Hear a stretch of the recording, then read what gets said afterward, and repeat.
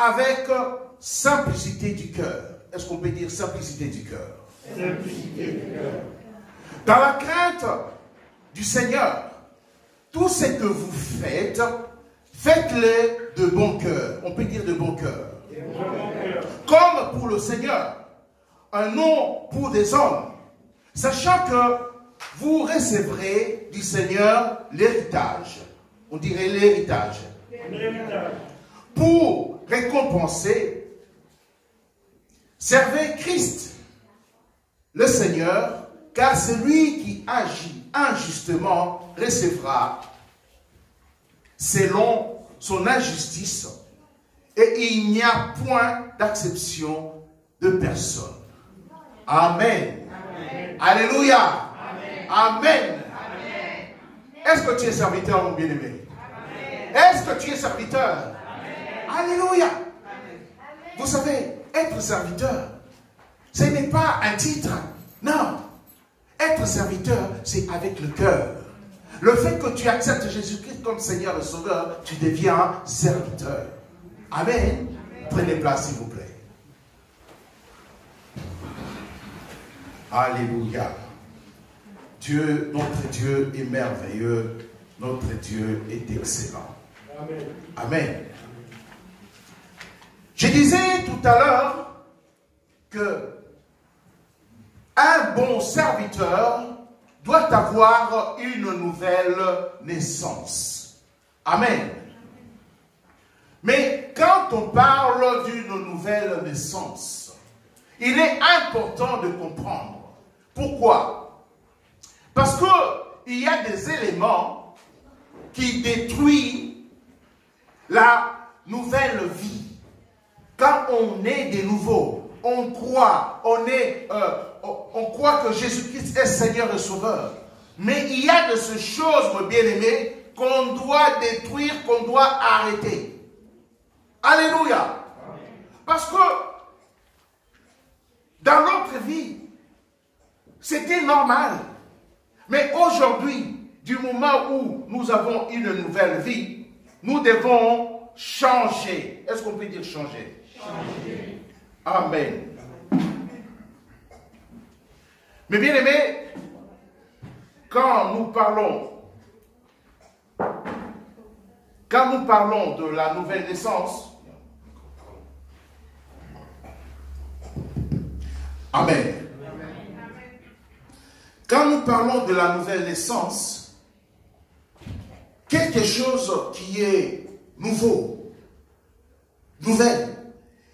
Quand nous parlons de quelque chose qui est nouveau, cela veut dire que qui existe, qui est connu depuis peu. Une nouvelle chose est connue depuis peu. Ce n'est pas quelque chose que depuis que tu es né, tu as cette chose-là, ce n'est pas une nouvelle chose. Amen. C'est ce qui vient après quelque chose de même espèce. Quand tu avais une voiture et que tu changes, même si c'est une voiture d'occasion, quelqu'un va dire, ah, tu as une nouvelle voiture. Donc tu as changé quelque chose de même espèce. C'est ce qu'on appelle une nouvelle chose. Alléluia. Qui vient remplacer, du moment où nous parlons de la vie nouvelle, cela veut dire que c'est une vie qui remplace la vie qu'on avait avant. Alléluia. Mais si tu continues toujours de pratiquer ce que tu faisais avant, en toi, tu as accepté Jésus-Christ comme Seigneur et Sauveur. Il n'y a rien de changé. Est-ce que tu peux prétendre que tu as une nouvelle naissance? C'est la question qu'on doit se poser. Et vous savez quoi? La réponse, c'est toi qui l'as. C'est toi qui as cette réponse. Pourquoi? Parce que tu te connais. Tu connais comment est-ce que tu vis. Tu connais comment est-ce que tu vivais avant. S'il n'y a rien de changé, mon bien-aimé, à un moment, il est important de s'arrêter et de te poser la question, est-ce que le chemin que tu es en train de suivre, c'est le bon chemin? On ne peut pas avoir une bonne réponse si la question est biaisée. Si on se pose une mauvaise question, ça arrive de mauvaises questions, et tu n'auras pas une bonne réponse. Alléluia. Aux yeux des gens, ils peuvent, il est calme, il ne parle pas, c'est un bon gars. Mais dans ton intérieur, tu sais si ce qu'ils disent est vrai ou pas. Dans mon expérience, j'ai déjà eu une personne, on parlait de cette personne-là, qu'elle était comme ça. Mais c'est vrai que le fait d'être pasteur, on reçoit beaucoup de confidences. Et le jour où la personne est venue me dire sa vie réelle, je suis tombé de haut. Je dis, Seigneur, rien n'est caché devant toi. Tu peux tromper le monde, mais on ne trompe jamais Dieu. Vous savez pourquoi? Tout simplement parce que notre Dieu sonde le profondeur. Et la Bible dit, il connaît. Quand on dit on connaît, cela veut dire que l'exactitude des choses qui sont dans l'obscurité, notre Dieu voit. Et elle continue en disant, il est la lumière, habite en lui et il ramène la lumière, il est la lumière du monde. Rien n'est caché devant lui. Alléluia. Même si tu fais des choses loin là-bas, tout seul sur la plage, quand tu es là, sainteté, tu n'enlèves jamais ton t-shirt. Là, tu es t-shirt et tout ce qui s'ensuit, vous comprenez? Tout est biscotto dehors. Dieu te voit. Alléluia. La sainteté, ce n'est pas seulement là où il y a des chrétiens. La sainteté, c'est là où personne ne te connaît. Là où il n'y a personne qui sait, mais c'est qui là? C'est un frère tel. Tu sais, Dieu voit. Alléluia. Et la Bible nous dit, tout à l'heure, on a lu, il dit, serviteurs, obéissez en toutes choses à vos maîtres selon la chair. Non pas seulement sous leurs yeux, comme pour plaire aux hommes, mais avec simplicité du cœur, dans la crainte du Seigneur. Mon bien-aimé, même au travail, on te donne une responsabilité. Tu sais comment est-ce que tu fais? Si le patron n'est pas là, on dit quoi? Si les chats dansent. Non, mon bien-aimé, non. Tu es chrétien, tu n'as pas droit. Qu'il soit là, qu'il ne soit pas là, tu dois être droit parce que Dieu te voit. Si tu fais parce que, oui, c'est lui. Ah non, on va lui confier les clés. Et la nuit, tu viens avec ta voiture pour charger. Et pourtant, non. Et en plus de cela, tu es dur avec tes collègues. Ah, ne prends pas ça. Sinon, waouh, celui-là, c'est un bon. Il met la pommade. Il met la pommade dans le sens de poil pour endormir. Et en dessous, il fait des choses. Non, on est des serviteurs. Mon bien-aimé, on est des serviteurs. Tu es un serviteur. Tu es une servante de Dieu. Alléluia. Que le patron soit là, qu'il ne soit pas là, tu dois vivre pareillement. Que le pasteur soit là, qu'il ne soit pas là, tu dois vivre pareillement. Que ta femme soit là ou pas là. Si elle n'est pas là, là où tu joues les beaux gosses. Allez, tu ouvres un peu le bouton jusque là, tu montres ton torse et tout ça là. avec une grosse chaîne, comme si tu étais un jeune homme et pourtant tu es âgé, quoi. Hein? Tu joues le beau gosse. Et quand ta femme vient et tu te ranges. Non, mon bien-aimé. Sois toi-même. Sois vrai. Sois vrai. Pourquoi tu as des garde-robes? Je ne comprends pas. L'autre côté là, mini-jupe, cheveux transformés. Et tu changes même les démarches là. Talons là-haut et tout ça. Si la sœur t'aime, ah non, elle ne peut pas être comme ça. Quand on va te dire, tu sais. Mais bien aimé, un jour je suis allé, on m'avait sans légitimement demandé d'aller chercher les filles chez un frère. Je connaissais l'immeuble, je connaissais l'étage, mais je ne savais pas si c'était à gauche ou à droite. Je suis monté. J'arrive, je monte et tout. Alors je me suis dit, mais au fait, sur le deuxième, je ne savais pas si c'est gauche ou droite. Bon. Comme c'était la fête, je me suis dit, bon, ben, là où il y avait le bruit, ça doit être que là. Je frappe. Je me suis trompé de porte. Je vois, il y a un frère qui sort, un monsieur qui sort, avec une grande bouteille de whisky, il sort. Il me demande, qu'est-ce que tu fais là? Qu'est-ce que tu fais là? J'ai dit, je viens chercher mes filles. C'est pas ici, c'est là. La personne qui me répondait, j'allais chez elle. Il était chez les voisins en train de se saouler.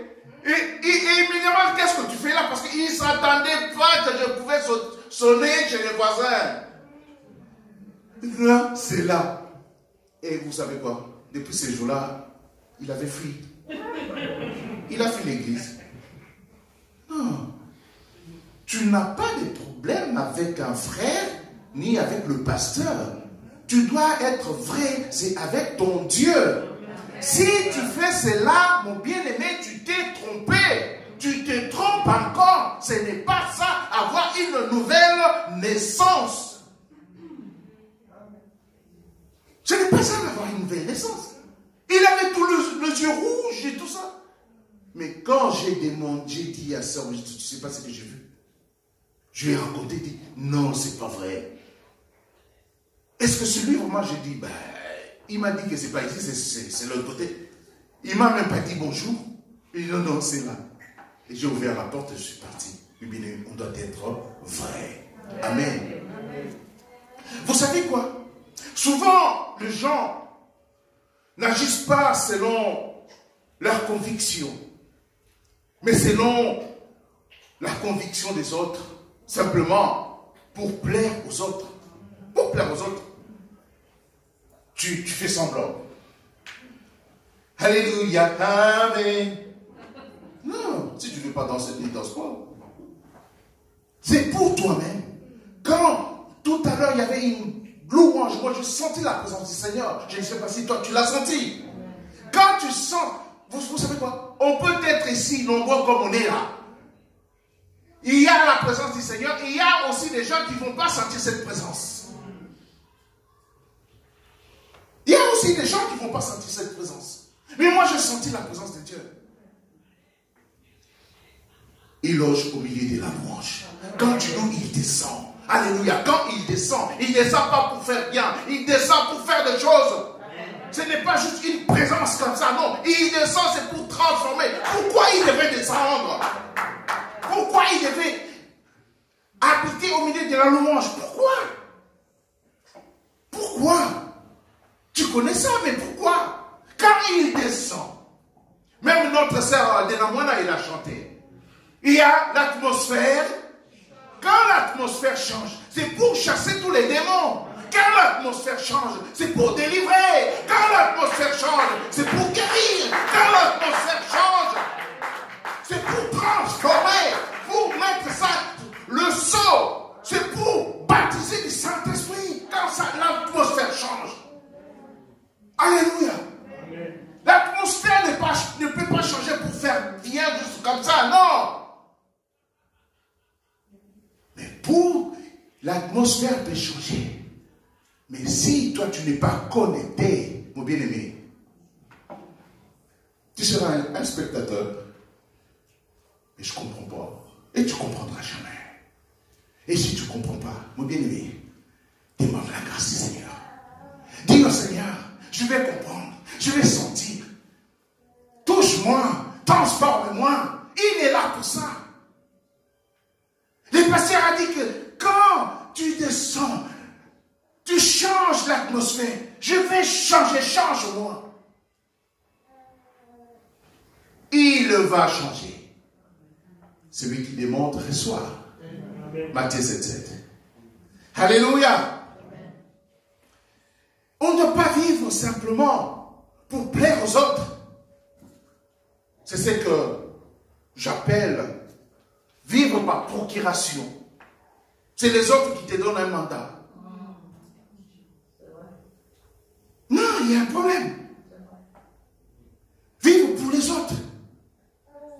On obéit pour les autres parce que les autres te disent. Mais tu n'as aucune conviction. Non. Tu vis, tu sais pourquoi tu vis comme ça? Que dira-t-on? Que dira-t-on? Que dira-t-on?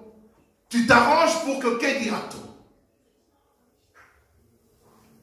Que dira-t-on gouverne ta vie? Non! Que dira-t-on ne peut pas gouverner ta vie? La parole de Dieu doit gouverner ta vie. Parce que la parole de Dieu, c'est Dieu lui-même. Alléluia. Vous savez quoi? La majorité n'est pas raison. Parce que tu es quelque part. Les gens disent, les gens font. Toi aussi tu vas faire parce que dira-t-on? Non. Qu'est-ce que la parole de Dieu me dit? C'est la question que tu dois te poser. Je vais faire ça, mais qu'est-ce que la parole me dit? Qu'est-ce que la parole me dit? Pas qui dira-t-on? Qu'est-ce que Christ me dit? Oui. Pas les autres. Ils ne peuvent pas gouverner ta vie. Mais ils vont dire que il n'y a pas de souci. Qu'ils disent, Dieu va te relever. Dieu va te relever. Tôt ou tard, tu auras raison. Ils vont te donner raison. Tôt ou tard. Ne te fatigue pas. Du moment où tu es dans la vérité, tu es dans le vrai.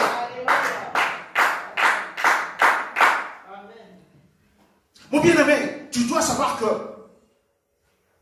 si tu vis comme ça, c'est le contraire à la parole de Dieu. Alléluia.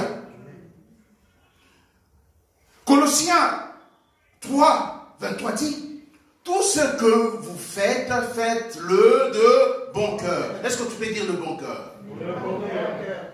Est-ce que tu peux répéter encore? Tout ce que tu fais, tout, cela veut dire quoi tout? Sans exception. Sans exception, tu peux réfléchir là, même une minute, tout cela veut dire quoi? La façon dont tu me regardes, tu vas me regarder de bon cœur. Ah ouais, regarde-moi de bon cœur. Il est en train de me prêcher, tu ne me regardes pas de bon cœur. Tout, cela veut dire sans exception, tous nos gestes. Mais même quand tu me souris là, souris-moi de bon cœur. Quand tu es au travail, va au travail de bon cœur. Tout, c'est la clé de la bénédiction. C'est la clé pour être un bon serviteur, une bonne servante. Alléluia. Tout ce que vous faites, faites-le de bon cœur. Comme pour le Seigneur et non pour des hommes. Et non pour que dira-t-on? Que dira-t-on? Non, tu le fais pour le Seigneur.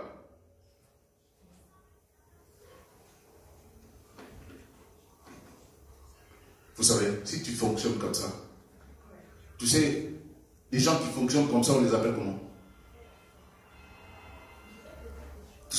des hypocrites. Tu ne vis pas pour toi-même. Tu ne vis pas en vrai. Ce que tu montres, ce n'est pas ce que tu es réellement. Tu es un hypocrite. Oh, on nous traite d'hypocrite. Non, c'est vrai. Il faut le dire. Il faut toucher. Là où ça fait mal.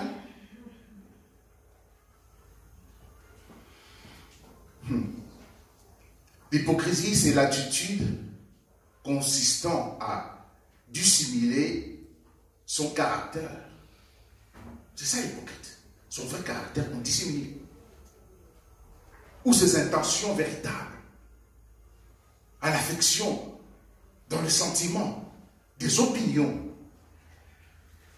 Dès qu'on n'a pas pour présenter une autre façade,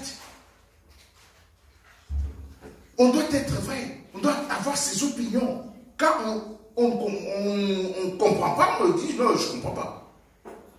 Je ne peux pas dire ah d'accord et tout ça, mais tu sais que tu dis je ne comprends pas, je te dis d'accord. Non, ça ne va pas. On a le droit de ne pas comprendre. On a le droit de poser la question. On doit être vrai de nous-mêmes. Vous savez quoi? Si tu es un hypocrite, tu vis mal, tu ne vis pas à l'aise. Tu veux faire semblant pour que les gens te voient autrement. Donc tu feras toujours attention. Bon, je fais attention, hein, tu sais. Non, tu es en prison. Un hypocrite, c'est une personne qui est emprisonnée. Tu es en prison. Tu es en prison. S'il y a des choses que tu ne comprends pas, même des choses de Dieu, on en discute. Mais tu montres ta position quand même. Ce n'est pas dire oui, et l'autre après, oui, tu changes en disant que oui, tu sais quoi? Tu vas raconter l'histoire. Ce n'est pas à moi que tu vas raconter. Mais Dieu te voit, Dieu voit.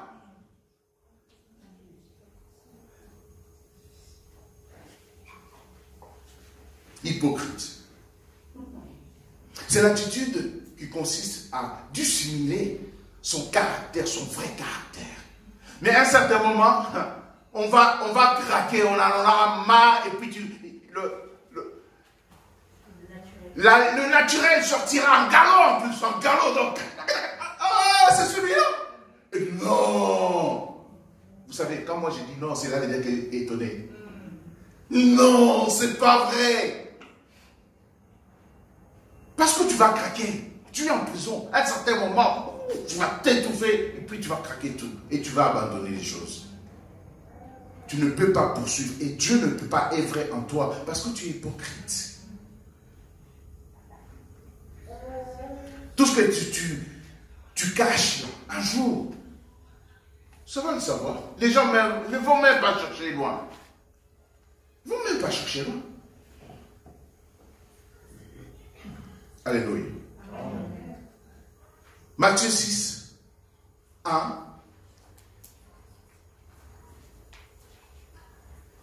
Gardez-vous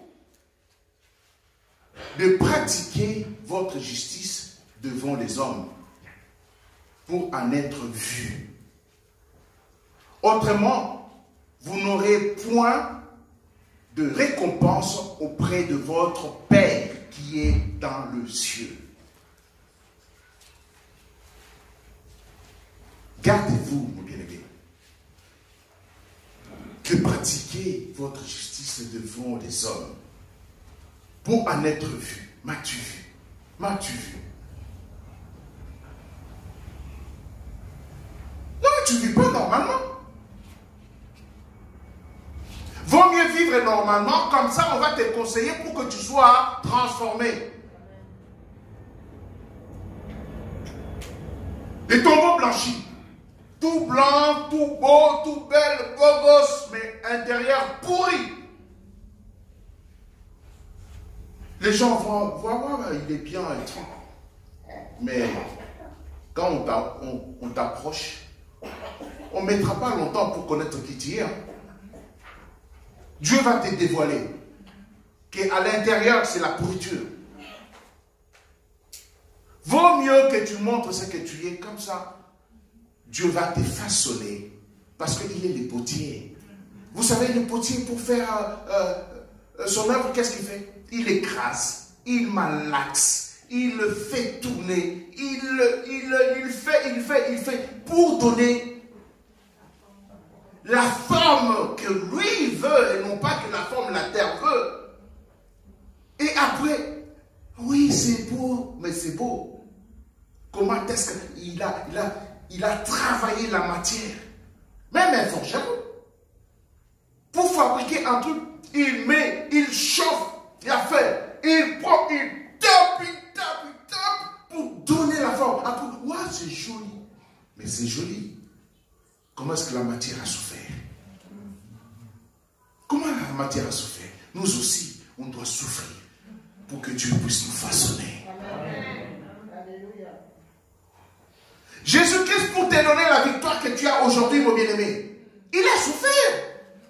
Dans le jardin de Gethsémane, à un certain moment, sa chair ne voulait pas, mais son esprit était soumis. Il est allé à la croix, c'est pour toi. Pour qu'aujourd'hui tu aies la victoire. Quand tu chasses les démons, au nom de Jésus, ça. Si tu es sincère, quelle que soit la nature du démon, ils vont partir au nom de Jésus. Amen. Mais est-ce que tu sais comment tu as le pouvoir juste de prononcer, tu prononces comme ça et que les choses s'exécutent? C'est pas venu comme ça. Hein? Parce qu'il y a quelqu'un qui a payé pour toi. Jésus-Christ a payé pour toi. Comment tu ne peux pas vouloir être vrai, tu ne peux pas vouloir qu'on te façonne, tu ne peux pas vouloir un sacrifice. Lui, il l'a fait.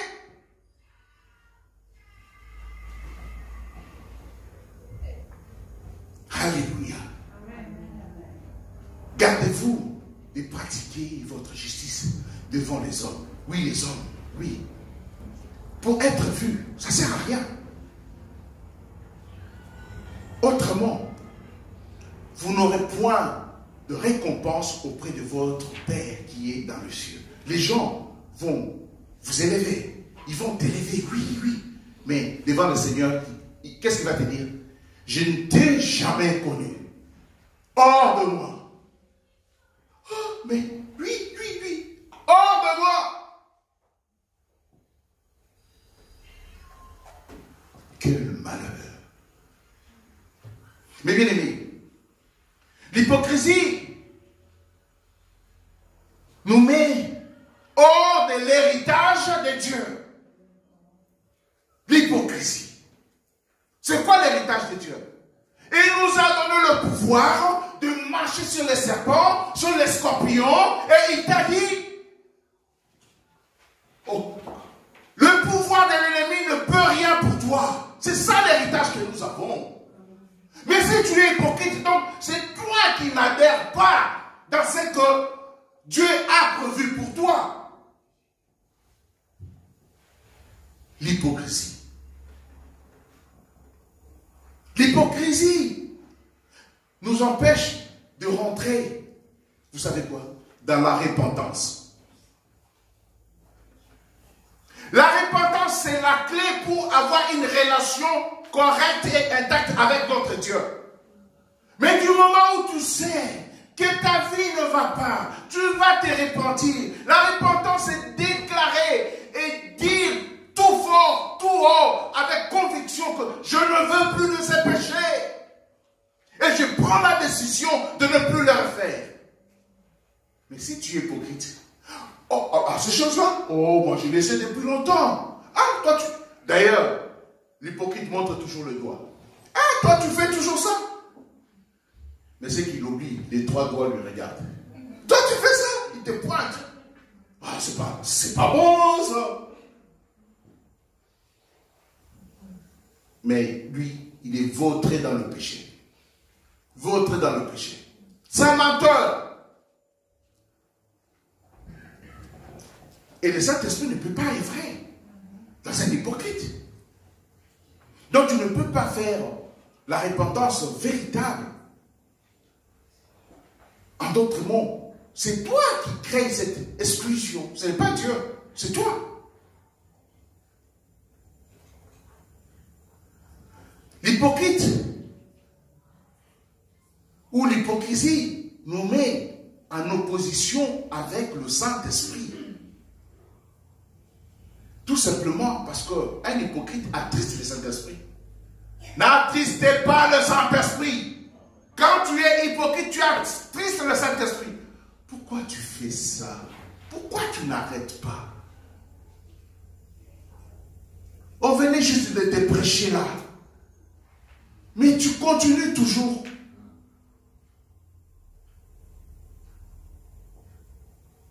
C'est toi qui donnes l'accès à tous les combats que tu as. Tu n'as pas la victoire. Certes, on aura toujours les combats parce qu'on est sur terre.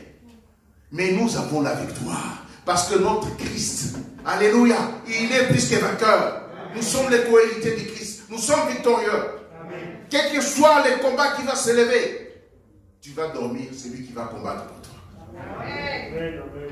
Mais si tu es dans l'hypocrisie, vous savez qu'est-ce qui s'est passé? C'est l'ennemi qui va dire, ah non, non, non, non. Qu'est-ce qui est dans son cœur? Oh, c'est l'hypocrisie. Mais est-ce que l'hypocrisie, c'est à toi, Saint-Esprit, ou l'hypocrisie, c'est à moi? Il y a un débat. Il n'y a pas match. Mais Saint-Esprit laisse. Il ne va pas combattre pour toi. Quand tu rentres dans la repentance, il va dire, ah non, non, non, tellement, attends. Certes, il a fait ça. Certes, il avait fait ça. Certes, mais regarde. Avant de s'endormir, qu'est-ce qu'il a fait? Il a regretté.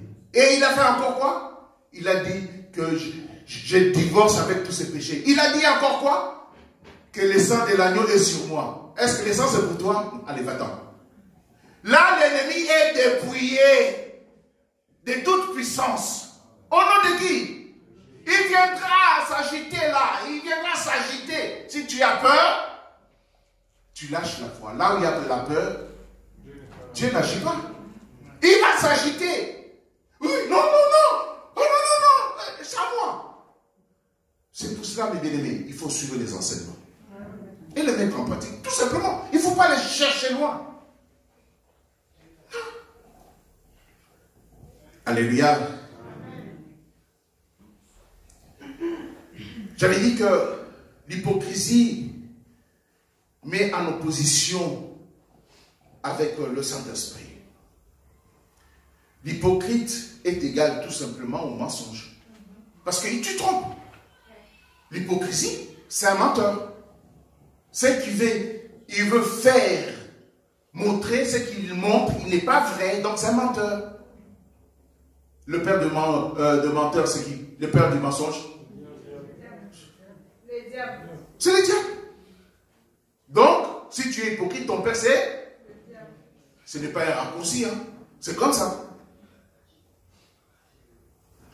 Pourquoi les gens sont hypocrites? Pourquoi? Il y a plusieurs facteurs. Il y a beaucoup de facteurs qui rendent les gens hypocrites. Mais je vais citer quelques-uns juste. Les gens sont... C'est parce que les gens sont liés par le diable. Frère René, Ephésiens 4.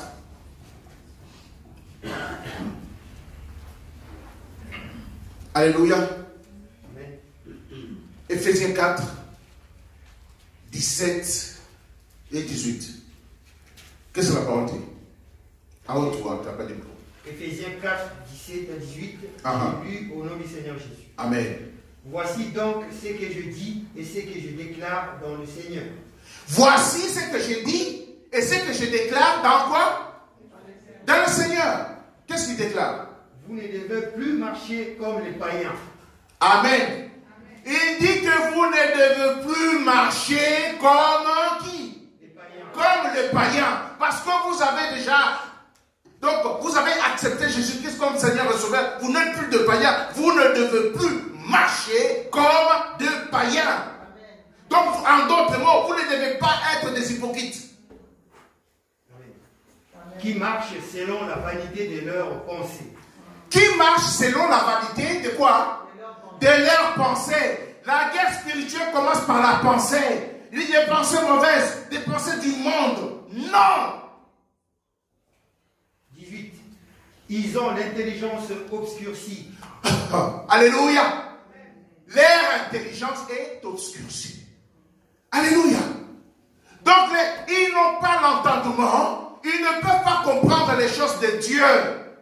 Pourquoi? Parce que c'est eux qui donnent l'accès au diable de rentrer. Et quand il rentre, il va mettre le voile sur toi pour que tu vives dans l'obscurité spirituelle.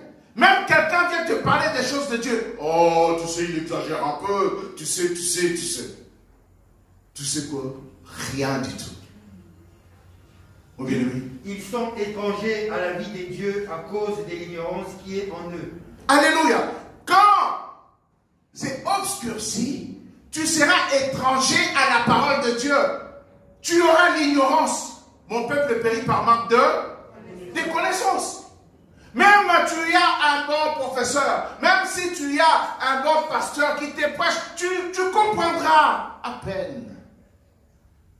À peine. À cause de l'endurcissement de leur cœur. À cause de l'endurcissement de leur cœur. Donc, il faut avoir un cœur pur, saint et agréable à Dieu. Amen. Amen. C'est bon, 18. 2 Corinthiens 4:4.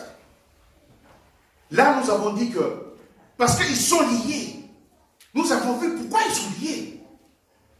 Et pourquoi ils sont hypocrites aussi, nous pouvons dire aussi, ils n'ont pas de considération du Christ comme Seigneur et Sauveur. Ils n'ont pas cette considération.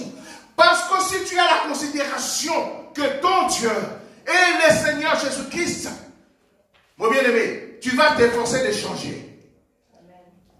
Tu vas t'efforcer de changer. Qu'est-ce que la parole nous dit? 2 Corinthiens 4:4.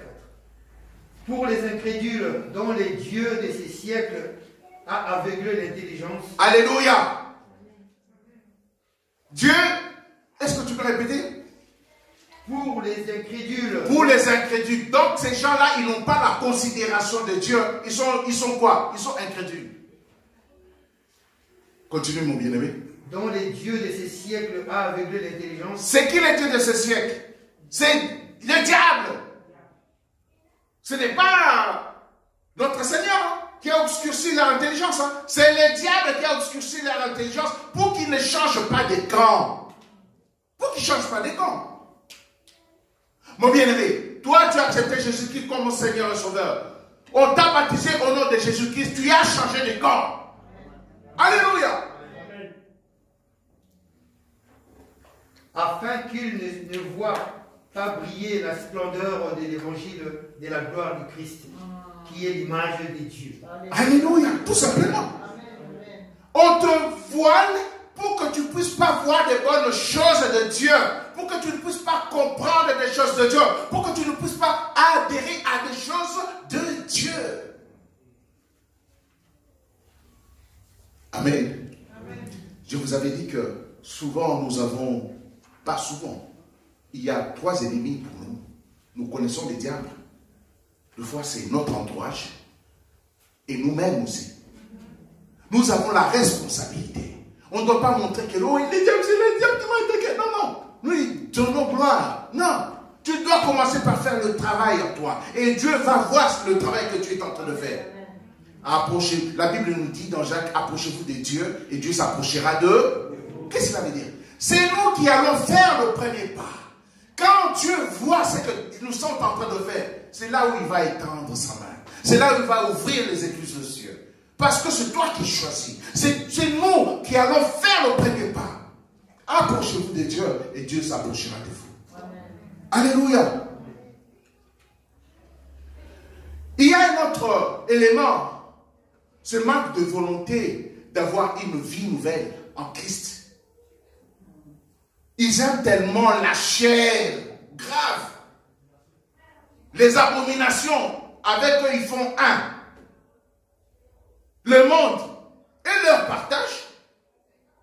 Les choses de l'esprit ne les intéressent pas. Même s'ils disent, oh Jésus, Jésus. Alléluia. Donc les choses de la chair, donc c'est ce qui les intéresse. Quand il y a l'étude biblique, oui mais, oh là là, ça fait 2 heures là, il parle. Mais quand il va en boîte de nuit, jusqu'au petit matin, il n'est pas fatigué. Quand il va au restaurant pour manger, il n'est pas fatigué. Quand pour se connecter pour la parole de Dieu, juste 1 heure dans la présence du Seigneur, oh là là, mais il a dépassé les 15 minutes, hein, c'est pas sérieux ça. Qui est sérieux? C'est toi qui vas dire qu'il n'est pas sérieux? Est-ce que tu es digne de dire qu'il n'est pas sérieux? Parce qu'il a dépassé les 15 minutes. Waouh! Hein? Déjà le fait de dire ça, tu n'es pas sérieux toi-même. Ce n'est pas pour le pasteur. Quand nous enseignons, c'est pour des vies, c'est pour le Seigneur. Et les autres, ils ne veulent même pas se connecter, ils pensent qu'ils sont en train de punir le pasteur. Menteur. Tu ne punis pas le pasteur. C'est pour toi. C'est pour toi. Oui, il m'avait prêché tellement, je ne viens pas. Je vais faire 2 semaines, je ne viens pas à l'église. Même, alléluia. Tu restes même pendant 1 année. Tu vas voir comment est-ce que ton état sera. Tu vas voir comment est-ce que l'état de ta maison sera. Tu vas voir. Un jour, Dieu m'avait révélé, il y a une personne nouvelle qui était venue à l'église. Je prêchais. Après, je dis, le Saint-Esprit dit qu'il me donne un message. J'ai dit, après le culte, tu viens me voir. Ils étaient en couple. J'ai dit, ça fait pas longtemps que vous venez. Dieu me dit de vous dire que continuez à venir parce qu'il y a un vent mauvais qui va s'abattre sur votre maison. Le mari était toujours, et la femme, vous savez ce qu'elle a raconté? Il veut à ce que juste qu'on vienne pour que l'église grandisse. Le mari est venu 2 fois et tellement et les enfants continuent à venir. Et la femme, elle a arrêté de venir. Après 2 mois, j'ai un coup de fil. Le mari a disparu. On l'a cherché plusieurs mois. Il était disparu. Personne ne savait où il était. Et après quelques mois, vous savez quoi? On a ramassé son corps dans la Seine. Et la dame, au lieu de fermer la bouche, oui, le pasteur savait pourquoi il ne m'a pas dit. Qu'est-ce que tu veux que je te dise? Moi, j'ai dit ce que le Seigneur m'a dit. Il fallait que je te dise donc tu allais venir pour le Seigneur ou bien tu allais venir à l'église parce que tu as peur, parce qu'il y a un vent mauvais qui allait s'abattre sur ta maison.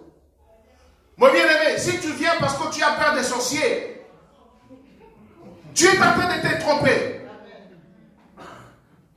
Reste à la maison parce que Dieu voit. Viens par l'amour de Dieu. Occupe-toi des affaires de Dieu et Dieu va s'occuper de tes affaires. Vous savez quoi?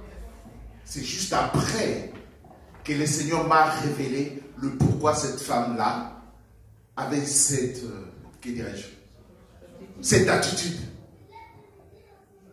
Il me l'a révélé. Bon, je ne peux pas vous le dire, j'ai dit à sa Brigitte. J'ai dit à sa Brigitte. Tu sais, c'était ça. Et elle pouvait épargner sa maison. Alléluia. Quand on aime le monde, quand on aime les abominations, on n'aime pas les choses de l'esprit, tu n'as pas à t'apprendre au pasteur. Le fait de ne pas venir, tu ne punis pas le pasteur, c'est toi-même. Tu es en train d'ouvrir le grand boulevard à tous les sorciers, à tous les démons dans ta maison.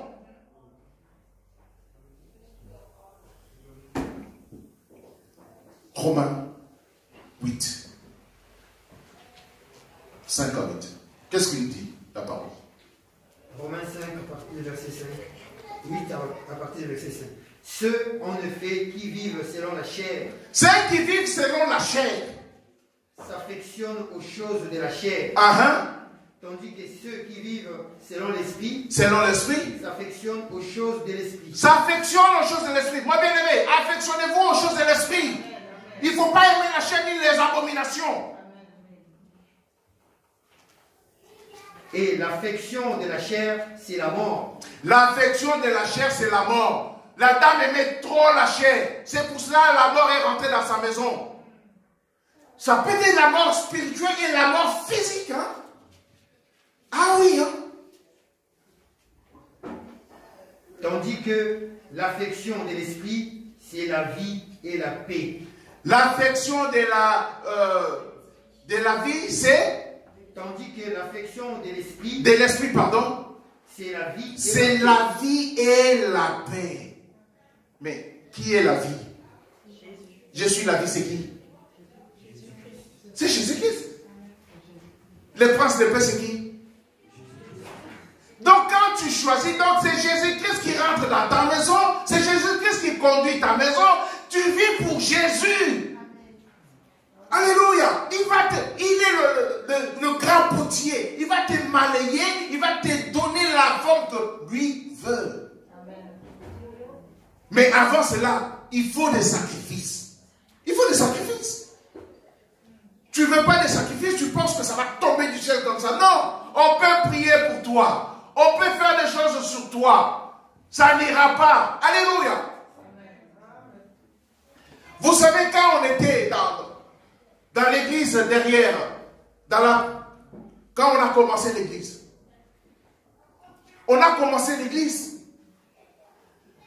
quand il y avait des choses, vous savez quoi? Là, je voulais personnellement expérimenter la puissance de Dieu. Dieu te laisse faire. Et Dieu agit. Et les gens venaient pour le spectacle. Parce qu'il y avait des délivrances. Mais après, j'ai été interpellé. Dieu me dit non. Je ne t'ai pas appelé pour ça. Vous savez, la Bible dit quoi? Quand la maison n'est pas nettoyée, vous chassez les démons et ils vont prendre 7 fois plus méchants, ils vont revenir. Mais si la personne est enseignée, ils connaissent la repentance, ils connaissent l'œuvre de la croix. Alléluia. La parole va délivrer et la parole, quand la parole délivre, la personne sera bien armée. Que tu fais la délivrance à une personne qui ne connaît rien, il va se vautrer encore le péché, tu ne le rends pas un bon service. Tu ne leur rends pas un bon service. C'est pour cela, mes bien-aimés, il faut venir à l'église, écouter des enseignements, il faut se connecter, connaître la parole de Dieu. Et alors, si Dieu me dit de faire des choses, je ferai. Mais je ne le ferai pas parce que je ne vais pas te rendre un mauvais service. Alléluia. Amen. Ça ne sert à rien. Si tu ouvres des portes, tu ne sais pas qu'il faut rentrer dans la repentance. Tout ce qu'on vient de dire là, tu n'es pas un bon serviteur. À quoi bon? Non, il faut être... Assieds-toi. Apprends la parole de Dieu. Tu verras toi-même, tu seras dégoûté des choses du monde. Amen. Dieu va agir en toi. Et tu seras dégoûté. Mais si tu n'es pas enseigné, mon peuple périt par manque de... Vous allez dire que, pasteur, tu aimes trop ces versets. Oui, parce que c'est la base. Si tu ne cherches pas la connaissance, tu es mort, tu es un homme, ton esprit est mort. Alléluia. Apprenez. Si tu ne veux pas apprendre, tu seras. Imagine-toi, tu as un bébé, 2 ans, 3 ans, il ne dit même pas, papa. Il ne marche pas, tu le... Est-ce que tu seras à l'aise, toi? Qu'est-ce que tu vas faire? Tu vas courir voir le médecin partout parce qu'il y a quelque chose qui ne tourne pas rond. Comment ça se fait que ça fait longtemps que tu es à l'église? Tu es toujours un bébé spirituel. Mon bien-aimé, tu le sais si tu es un bébé spirituel. Toi-même, tu sais. Parce que tu n'adhères pas aux choses de l'esprit. Il y a toujours une résistance à la parole de Dieu. Oh, quand c'est la résistance, quand je prêche la bénédiction. C'est quand la dernière fois j'ai prêché la bénédiction ici?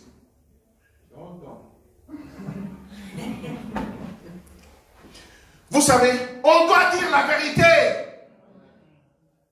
Nous les enseignants, nous devons dire la vérité. Toute bénédiction est conditionnelle. Je peux faire des slogans ici, hein? Je peux vous exciter, hein? Dieu est mort. Vous dites rien? Ah donc vous ne croyez pas? Dieu est mort. Il est merveilleux. Il est celui qui guérit. Il est celui qui relève. Parce que je vous ai dit. Parce que je vous ai dit. Si je vais exciter l'église, je vais exciter l'église. On n'est pas là pour exciter l'église, on est là pour enseigner. Tu sais, avant, ça me faisait plaisir d'exciter l'église. Je viens, j'excite l'église. Et les gens, ils se secouent un peu. Je mets les gens tombent. Après, il n'y a rien derrière. Il n'y a rien. Il n'y a rien derrière. Mais quand tu es enseigné, c'est là où tu auras la sagesse. Tu auras les discernements. Même quand quelqu'un vient te dire des bobards, tu vas regarder comme ça. Les chrétiens de Béret.